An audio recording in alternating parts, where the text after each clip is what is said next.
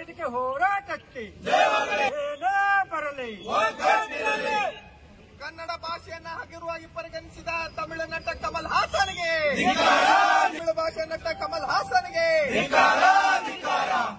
ಕನ್ನಡ ಕರಾಟಕ್ಕೆ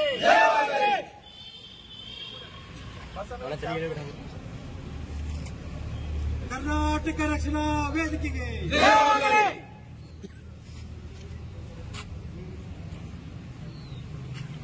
ತಮಿಳು ನಟ ಕಮಲ್ ಹಾಸನ್ಗೆ ಕನ್ನಡ ಭಾಷೆ ಧಿಕ್ಕಾರ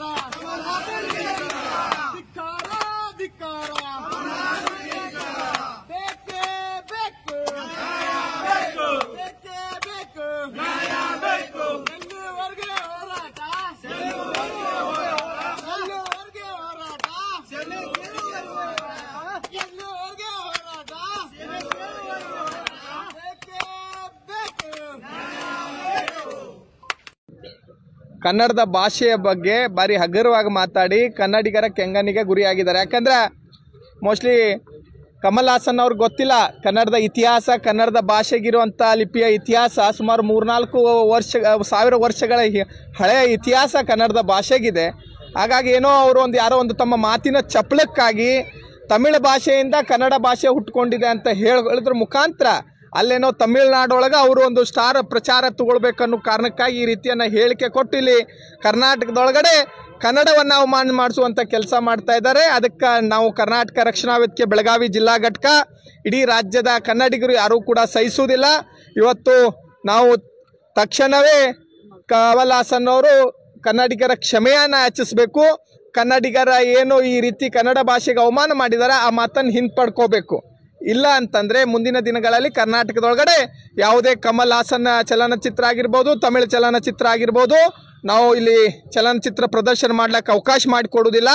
ಇವತ್ತೇ ಕಮಲ್ ಹಾಸನ್ ಅವರು ಇದಕ್ಕೆ ಅದರ ಬಗ್ಗೆ ತಪ್ಪೊಪ್ಪಿಗೆಯನ್ನು ತಗೊಂಡು ಪ್ರಕಟಿಸಬೇಕು, ಬಹಿರಂಗವಾಗಿ ಕನ್ನಡಿಗರ ಕ್ಷಮೆಯನ್ನು ಯಾಚಿಸಬೇಕು ಅಂತ ನಾವು ಒತ್ತಾಯನ ಮಾಡ್ತಾ ಇದ್ವಿ. ಹಕ್ಕು ಬದ್ಧ ಸಮರಕ್ಕೂ ಸಿದ್ಧ, ಹಕ್ಕು ಬದ್ಧ ಸಮರಕ್ಕೂ ಸಿದ್ಧ, ಕನ್ನಡ ಕನ್ನಡ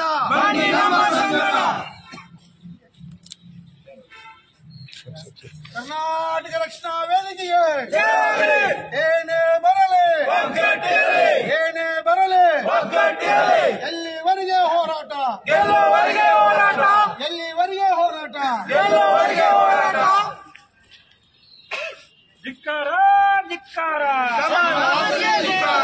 ಧಿಕ್ಕಾರ ಧಿಕ್ಕಾರ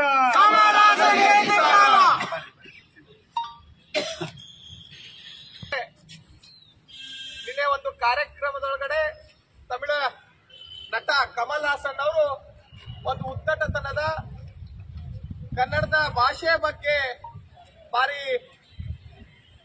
ಭಾರಿ ಇದರಿಂದ ಮಾತಾಡಿದ್ದಾರೆ. ಇದನ್ನ ಕರ್ನಾಟಕ ರಕ್ಷಣಾ ವೇದಿಕೆ ರಾಜ್ಯದ ಕನ್ನಡಿಗರು ಯಾರು ಕೂಡ ಸಹಿಸುವುದಿಲ್ಲ. ತಮಿಳು ಭಾಷೆಯಿಂದ ಹುಟ್ಕೊಂಡಿರುವಂತ ಕನ್ನಡ ಭಾಷೆ ಅಂತ ಹೇಳಿ ಒಂದು ಕನ್ನಡಿಗರನ್ನ ಅವಮಾನ ಮಾಡುವಂತ ಕೆಲಸವನ್ನ ಮಾಡಿದ್ದಾರೆ.